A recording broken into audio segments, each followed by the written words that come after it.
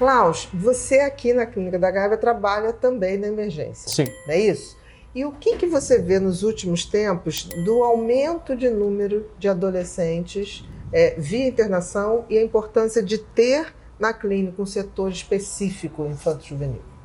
Olha, desde a pandemia a gente notou um aumento expressivo nas internações e, infelizmente, dentre essas internações, as ideações suicidas em crianças e adolescentes é algo que tem, assim, nos assustado.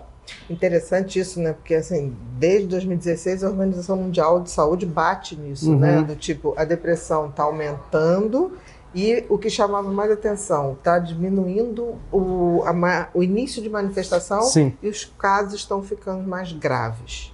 Você está me dizendo que, e esse estudo da Organização Mundial de Saúde foi de 2016, você está falando é que depois da pandemia isso ficou ainda mais evidente. Sim, quando a gente pensa em ideação suicida, geralmente a gente pensa no adulto jovem, né, 30 e poucos anos, e eu acho que até um tema que acaba ficando desconversado, assim, a ideação suicida. Como se um adolescente não tivesse motivo para pensar em não viver. Exato. Digamos assim. E ter um setor que abrange e que abriga esse tipo de caso é fundamental, porque a gente vê na internação o desespero nos pais de não ter para onde ir, né? Para onde ir e um setor e uma clínica, um ambiente que possa abrigar isso e tratar de forma diferenciada a partir da psiquiatria infanto-juvenil e adolescente, né? Que a criança ela não é um adulto menor, Com né? Com certeza. Essa coisa, porque é um adulto, Exato. Criança é um adulto que está em crescimento. Não é. Exato. Então, assim, totalmente diferente, o cérebro é totalmente resposta diferente. À medicação. Resposta. E você tem notado, por exemplo, qual o predomínio dos quadros? O predomínio dos quadros é um quadro ansioso, depressivo e, assim, ao meu ver, está muito ligado ao uso das mídias sociais. Essa insatisfação, né? Porque o que se vê nas mídias sociais, né? Principalmente nas redes, é o adolescente ficar se comparando.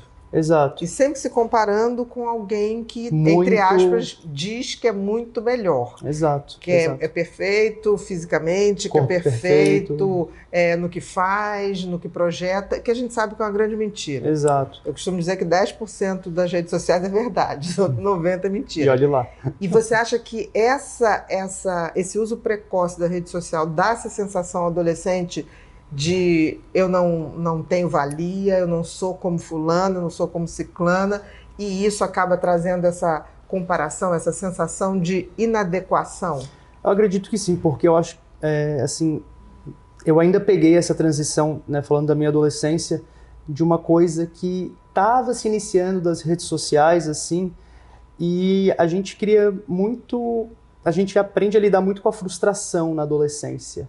Tem que aprender, né? Exato, tem que. Se tudo der certo, tem que aprender. Exato. Se não, pode até complicar. Exato. Então, essa exposição e essa comparação com pessoas que são muito distantes das nossas realidades, né? Antigamente a gente se comparava com os nossos amigos, vizinhos, primos. Né? Exato, né? Agora a gente está se comparando com pessoas assim, com muito dinheiro, muita fama. Que a gente nem sabe se tem isso tudo. Exato. Né? Muita gente que posa.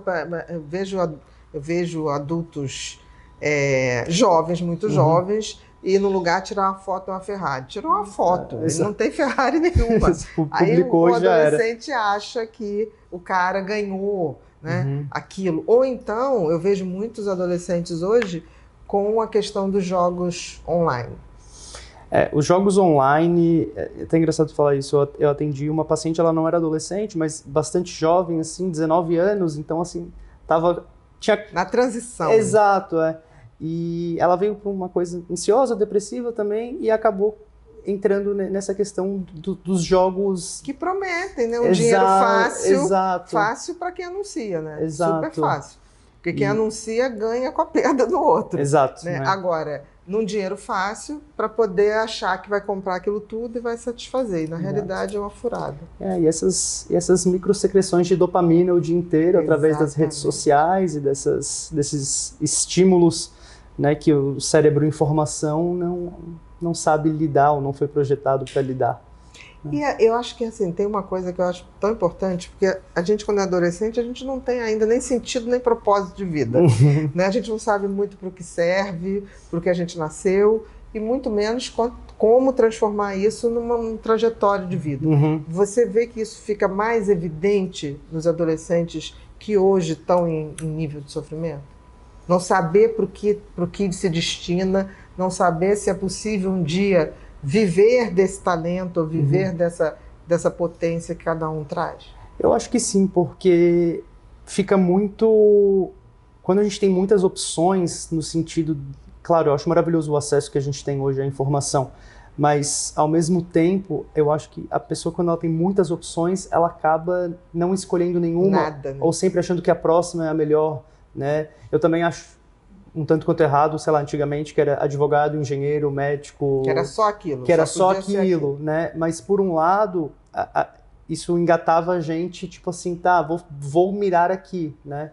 Então, eu acho que alguma coisa nesse meio termo que tem que ser moldada, mas que é tudo muito jovem, né? E muito recente, principalmente para os pais que não sabem como manejar essa tecnologia e muito menos manejar essa tecnologia dentro da mão deles. Né? Deles, exato. Na realidade, né? eles acabam vítima Então, até assim, desse tá navegando num mar de onde pode ter tudo. Exato. Né? Né? Pode ter tudo. Coisas boas e coisas muito ruins. Exato.